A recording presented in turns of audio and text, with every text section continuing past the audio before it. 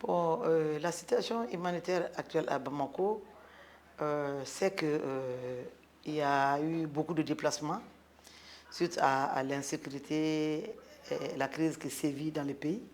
Il y a eu beaucoup de déplacements de la communauté vers la zone urbaine à Bamako.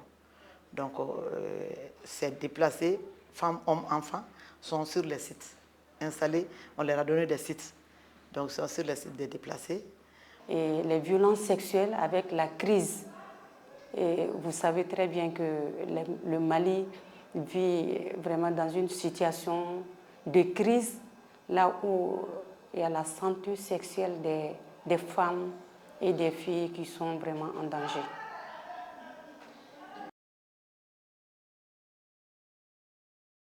Avant ces violences-là, on n'avait pas plusieurs formes, mais avec la crise-là, on a eu plusieurs formes de violences, surtout dans le nord.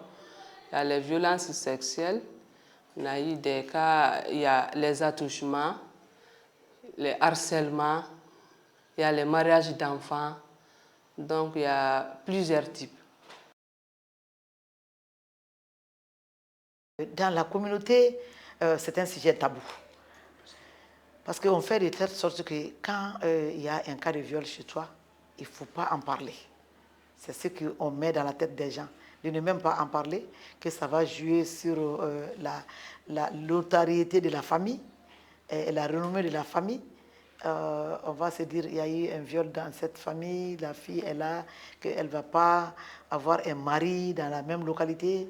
Donc c'est ça qui font que les gens ne veulent pas dénoncer.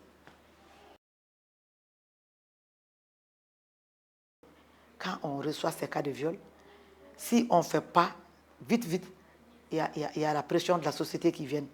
Les voisins, les notabilités de la localité, les religieux, les traditionnalistes.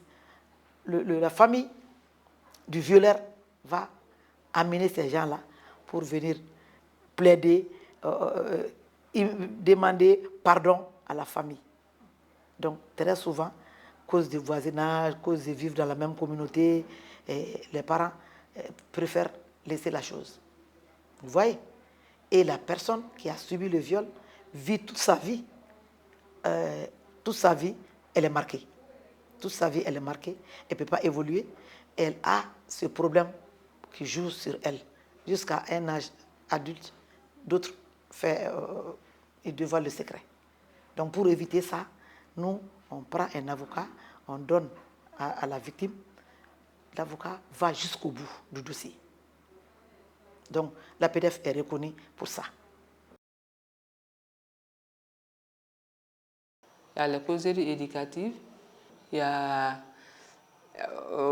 les sites des déplacés, et parfois on organise des caravanes avec des messages bien précis. Dans les écoles, on fait la formation aussi à l'égard de nos cibles. Nous avions des thématiques. Les hommes parlent aux hommes sur les violences faites aux femmes. On avait cette thématique et on a animé ces ateliers dans beaucoup de localités. Avec les cas concrets que nous recevons, des images que nous avons. Après les formations, les sessions de formation, d'autres hommes, c'est à l'intention des hommes seuls. D'autres hommes disent, ah, j'avais pas entendu parler des violences, mais je ne savais pas que c'était à ce niveau. Donc, à partir de cet instant, moi, je m'engage à être homme modèle, à être homme qui adhère à la cause, à être un homme non violent. Donc, on avait ces thématiques-là, qu'on faisait des ateliers de formation. La sensibilisation, elle apporte beaucoup de changements parce qu'après la sensibilisation, il y a des femmes qui nous viennent. On a des survivantes qui acceptent de se confier à nous. Et la sensibilisation peut être aussi un facteur de changement de comportement. Par exemple, moi, en 2020, moi j'étais en sensibilisation. Je travaillais sur un projet, je menais la sensibilisation sur le mariage d'enfants, les mariages forcés. et autres formes de violence faites à l'égard des femmes. Donc après la sensibilisation, 1 mois après, j'étais toujours avec ces femmes-là. Il y avait un mariage dans la famille où moi je faisais la sensibilisation en face. J'ai vu les gens venir, j'ai demandé aux femmes là, alors il y a un mariage, pourquoi vous ne participez pas? Elles me disent non, nous on ne peut pas participer parce que tu nous as dit que le mariage est précoce et le mariage d'enfants, le mariage forcé est interdit. Donc nous, on ne va pas participer. Désormais, nous, on ne participe plus à ce type de mariage. Donc ça a été un effet immédiat. Donc ça amène un changement de mentalité, changement de comportement. Ça peut même changer les lois. Parce que quand il y a réticence pour adopter une loi, quand on donne l'information au maximum de personnes et aux décideurs, quand ces gens-là prennent conscience du message et qu'ils voient l'importance du message qu'on est en train de véhiculer, ça peut amener des changements.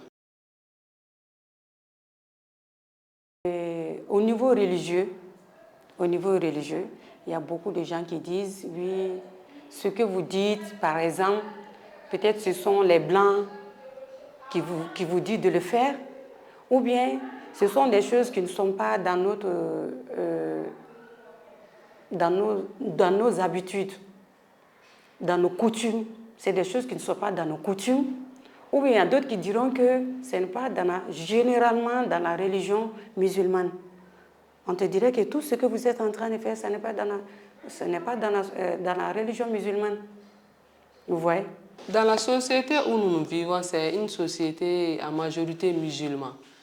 Donc, le fait d'avoir les musulmans avec nous, quand on les sensibilise, ça facilite le travail pour nous. Parce que nous, les violences que nous combattons, les VBG, les questions de genre et autres là, les religieux avaient une autre perception. Donc maintenant, avec la sensibilisation, quand ils adhèrent, ça peut amener le changement et ça va diminuer les violences et les discriminations à l'égard des femmes et des filles. Nous sommes la voix des sans-voix. Il y a d'autres qui sont à la maison, qui subissent des violences, qui subissent beaucoup de sévices, qui n'ont même pas là où dénoncer. Mais quand ils viennent ici, on les écoute.